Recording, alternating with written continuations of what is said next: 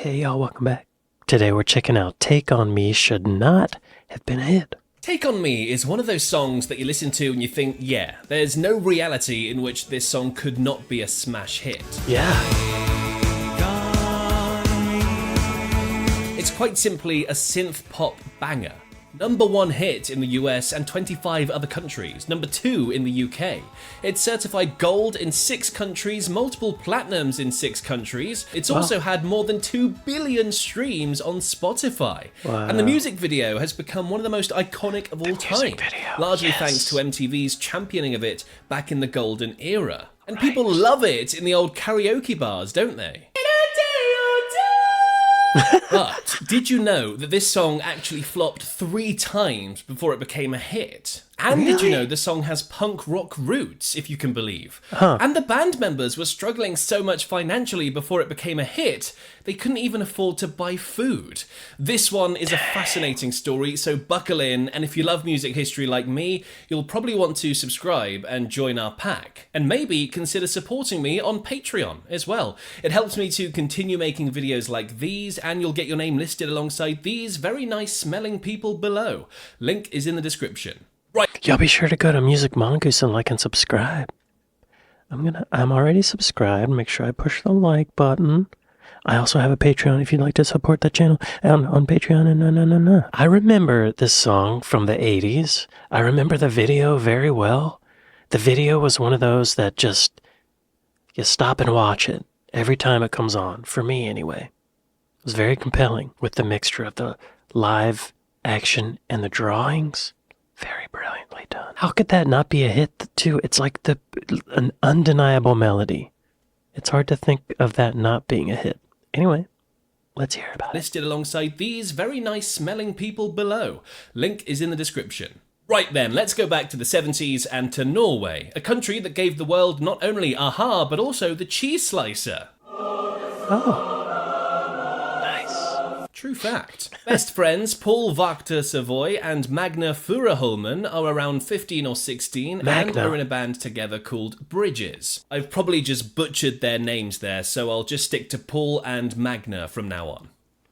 One day... Yo, I'm naming my first son Magna. One day, Magna writes a ridiculously catchy synth riff and takes it to his bandmates and says, "Hey up lads, what do you think about this riff?" Now, famously, of course, Norwegian people speak with the exact same accent as someone from the north of England. Oh, cool. His band members said, "All right, Magna, me old mucker, it's a good riff, but it sounds a bit too poppy." You see, Bridges was a bit more of a punk band than a pop band, but instead of binning off the riff completely, they turned up the punk dial on the rest of the song and, well, the song Miss Eerie was born, the first incarnation of Take On Me.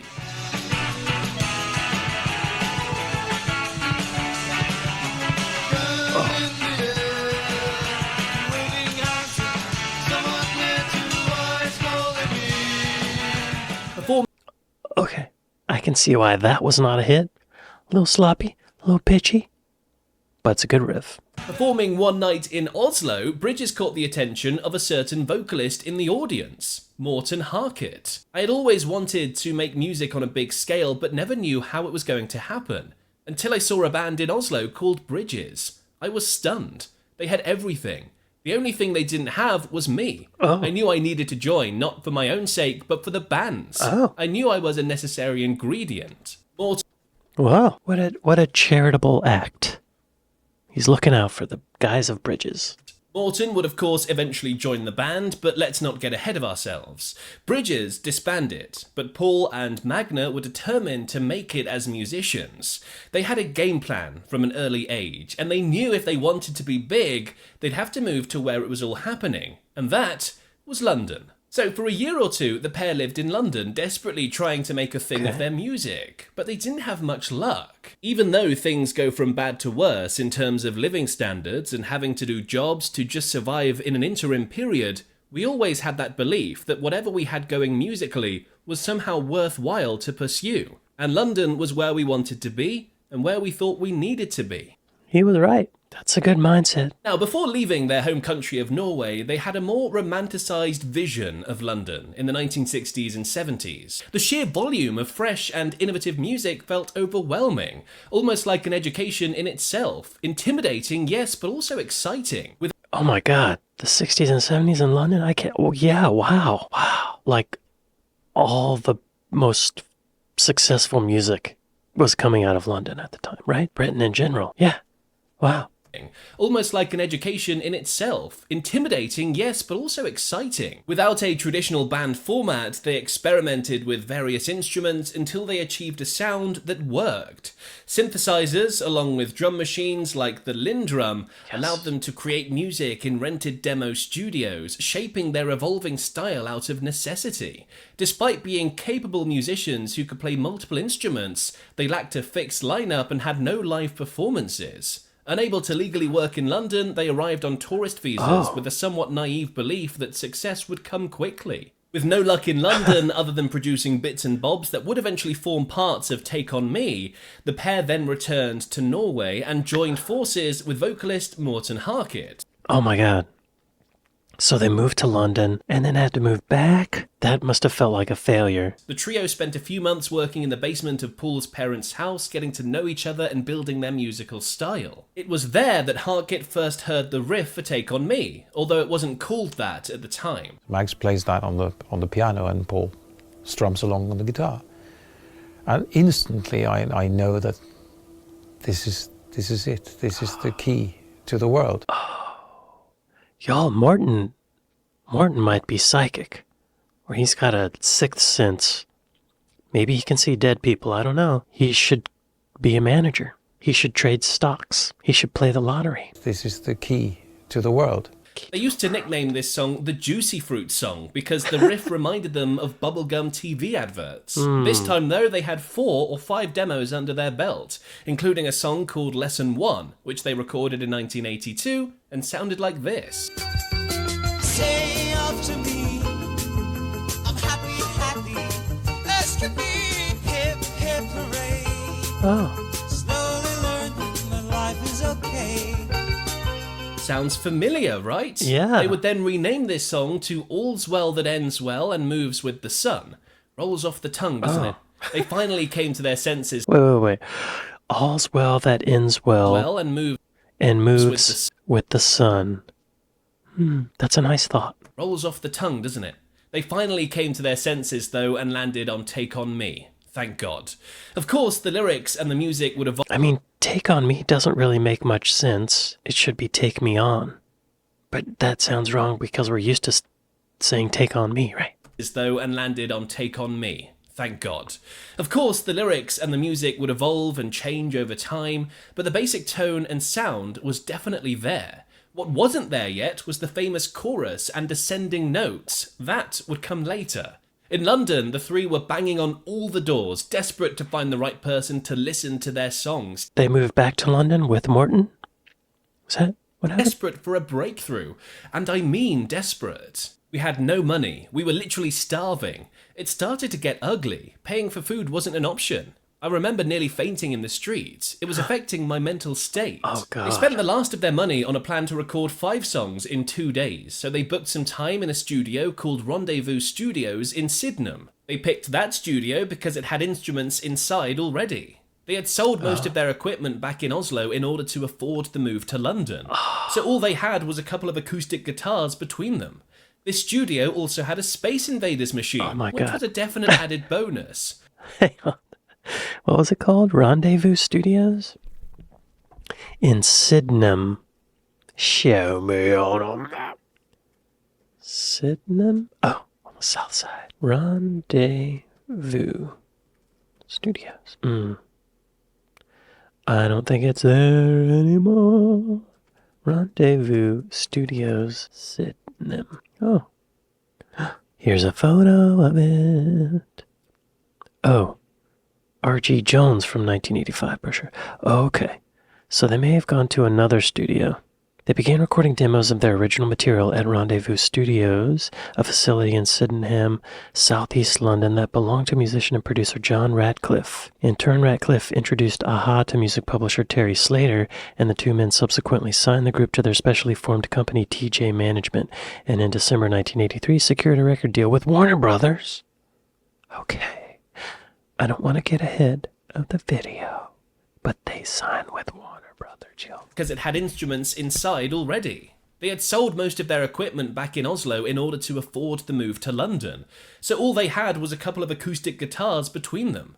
This studio also had a Space Invaders machine, which was a definite added bonus. Yeah. Another machine in the studio was a Prophet 5 synthesizer. Now this was a game changer for the group. That was the moment where we started to seriously reshape our sound into a more synth-based programmed variety. Just by necessity. This synthesizer kicked the band into another gear. The Prophet 5 really suited the music because there were so many sort of atmospheric sounds. You just put your fingers on it and you had lots of ideas coming at you. I think before the first album was done, we probably had songs for 3 albums demoed in that studio. So it was a big period for us inspiration-wise.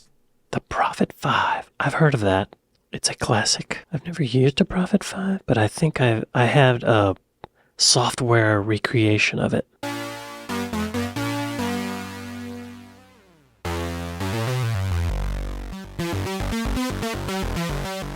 Got it. Yeah. Okay, moving on. For 3 albums demoed in that studio. So it was a big period for us inspiration-wise. It was also there that they would meet studio manager John Ratcliffe. John heard what the band were doing and decided it was rather interesting. He was so interested that he gave the band extra studio time for free. But the catch was it had to be overnight. That's nice. So for a few days, the band was sleeping in a basement in southeast London on polystyrene sheets during the day and recording and rehearsing in the studio during the night. There, they recorded an updated demo of Take On Me, and it's in this first demo we hear that famous ascending chorus with the ridiculous high note.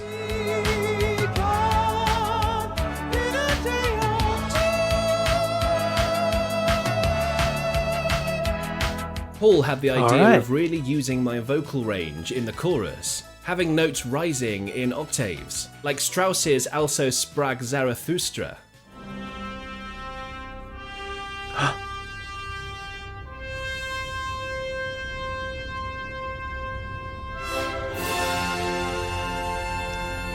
It is John like Ratcliffe that. was increasingly impressed with the group and offered them something that would change their lives forever. He offered to send some demos to a man named Terry Slater. Terry had previously worked at EMI and was now looking for the next big band to manage. John would often send demos to Terry. Lots of hopefuls would record demos at his small studio in London, but there was something different with this band in particular. Terry and John formed TJ Management, the T and J of course standing for Toaster Jedi, I think. And just like that, Aha had a proper management team. Terry was able to land them a record deal with Warner Brothers with $125,000 of advance royalties for their first album. Andrew Wickham was the man who signed them. I had a call from Terry Slater saying, look, I've got this band, they're from Norway, they're called Aha, would you come and see them? And I couldn't believe my ears when I heard Morten Harket sing. I thought, how can somebody who looks like a film star sound like Roy Orbison? So I thought, this is unbelievable. I have to sign this. So I signed it. So, signed to Warner Brothers, they were assigned to their UK section, WEA Records, to be looked after and developed. Finally, things were on the up. This was their big breakthrough, right? Well, no, not quite yet. Warner Brothers suggested a producer by the name of Tony Mansfield. He was an expert in computerized synthesizers. Okay. So it seemed like a no-brainer, right? Aha agreed, and they all went about recording the band's debut album. And of course, their debut single, in Eel Pie Studio in Twickenham. Yeah, that's the actual name of the studio. Twickenham has a weird history to do with eels and pies. Anyway, things... Eel Pie Studios. Show me on a map. Eel Pie Studios. Is it still there? Eel Pie Island. Eel Pie Island Museum. Eel Pie Island Club. I don't see it on the map, but it's probably closed. Eel Pie Studios. There's a Wikipedia. There it is. Located in the boathouse. Oh. On the banks of the River Thames. The boathouse. The boathouse. That might not be there either anymore. Okay. Number 45, Broadwick Street, Soho, London. Oh. Well, that's quite nice. I guess it was there for a while. Okay. Weird history to do with eels and pies. Anyway, Okay. things didn't go too well recording that album. Mansfield took Aha's simple demos and added layers of electronic effects, pushing Morton's vocals far into the background. This was completely different from what the band had envisioned, and Warner Brothers agreed it had lost the magic from the original Rendezvous studio demos. As delays piled up, the financial strain became too much, leading to a complete breakdown in the partnership between Terry Slater and producer Mansfield's manager. So Mansfield left the project. Frustrated, a few months later they teamed up with their old friend John Ratcliffe and engineer Neil King to remix and largely re-record the entire album, including Take On Me. This process took time, and in the music industry, time means money. Okay, hang on now. What was this Mansfield's guy's name again? Warner Brothers suggested a producer by the name of Tony Mansfield. Tony Mansfield. Who else did he work with? What does his stuff sound like? He first gained prominence as the frontman of the synth-pop band New Music. Always something there to remind me, right? Always something there to remind me. Okay, seems like that would be a good fit. So Mansfield left the project. Frustrated, a few months later they teamed up with their old friend John Ratcliffe and engineer Neil King to remix and largely re-record the entire album, including Take On Me. This process took time, and in the music industry, time means money. Eventually the album was finished, Take On Me was released as a single, only in Europe, and a music video was quickly put together. It was a rush job, to say the least. And after all sounds that different effort too. and excitement, Take On Me flopped, only reaching 137 in the UK. In fact, according to the band, Take On Me was released 3 times in 1984, with all 3 of them flopping. It did reach number 3 in Norway though, which is nice. The album was put on hold while they sorted the mess out. But not all hope was lost. Andy Wickham had introduced the band to high-profile Warner creative executive Jeff Aroff. Well, Andy Wickham made an appointment with me and said, I need to show you something I have. We're trying to figure out what to do with this band. He played me the song, which was very captivating, but very different than anything that I'd ever heard before, quite frankly. And then he showed me a picture of the band, and it was like, oh, okay, this is interesting. With Jeff Aroff now involved, the first Take On Me video was scrapped. Aha was given the chance to re-record the song, and Terry Slater persuaded producer Alan Tarney to take on the project. Terry had wanted Alan Tarney to produce all along, but for varying reasons was unable to until now. Who's Alan Tarney? I've never heard of him. Let's look him up. Alan Tarney, British record producer. He is best known for his association with Cliff Richard and producing Take On Me by Aha. Okay. Cliff Richard's number 1, We Don't Talk Anymore. David Cassidy's comeback 1985, it's an 85 album, Romance. Go get it, Alan. Warner Brothers US were now investing a lot into getting this song absolutely perfect. They were sure Alan Tarney was the man for it. I think the initial version of Take On Me that Aha made themselves, that's what the record company loved, and Terry Slater, they loved that. So all I did was basically made a version which resembled their original version as much as I possibly could. Using a Juno 60 to find that perfect sound, the new recording had a much cleaner, more expansive sound, with a coda section replacing the earlier quick fade-out. And just like that, the version of Take On Me that the world knows and loves was complete. Hooray! Finally, things were on the up again. This was their big breakthrough again, right? Well, no, not quite yet. Again. The album Hunting High and Low was now finished, and the new version of Take On Me was re-released in England. However, the London office were a bit miffed that their big American brothers had muscled in and interfered with things. They also didn't really have much incentive to make Aha succeed anyway, because they were signed by Warner Brothers in the US, and were only being developed and looked after by the branch in the UK.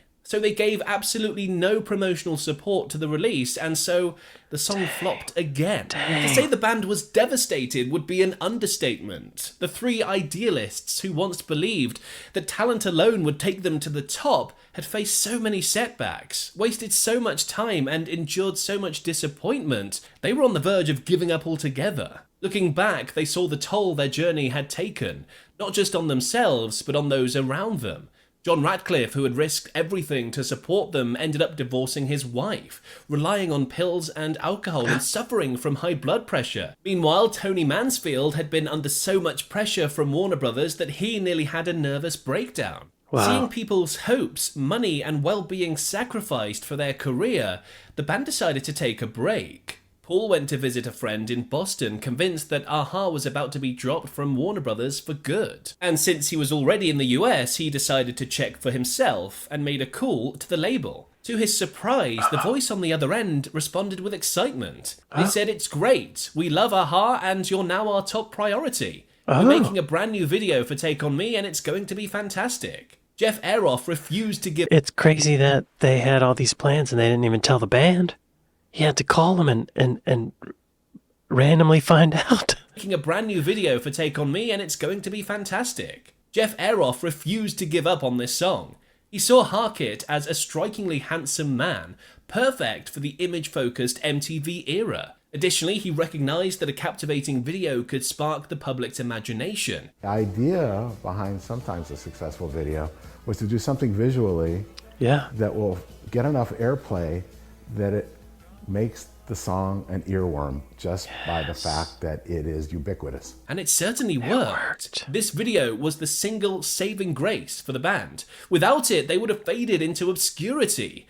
God bless you, MTV. You don't need me to tell you what that music video was. I mean, you've seen it, right? Revolutionary mix of sketch animation and real-life action. Yeah. It's one of the most iconic music videos ever made. It's And it's all captivating. thanks to two animators, Michael Patterson and Candice Reckinger. A short student film of Michael Patterson's called Commuter had caught the attention of Jeff Aroff, and Jeff enlisted his services along with legendary music video director Steve Barron. For 16 weeks, all we did was sleep and work on the video. Me in the living room, Candice in the kitchen. We made around 2,000 drawings. Nobody had ever seen anything like it. We watched many people rip it off year after year. The video 16 weeks. Is that 4 months? Wow. I'm surprised the record label let him go that long, you know? Nobody had ever seen anything like it. We watched many people rip it off year after year. The video had countless plays on MTV, injecting it right into the veins of every American when it debuted in 1985. The video took home 6 awards at the 1986 MTV Video Music Awards. Nice. 6? That's just greedy if you ask me. The single was released again 3 months after the video, and boom, that was it. It rocketed up the charts and flew free forevermore. Nice. a-ha became a household name, and Take On Me became a classic track of the 80s. So MTV saved a-ha from being a flop. Again. Similar to how MTV saved Come Dancing by the Kinks. That too might have flopped without MTV. And guess what? I've done a whole video on the story of that song too. It's fascinating. All right. Click over there and watch it next.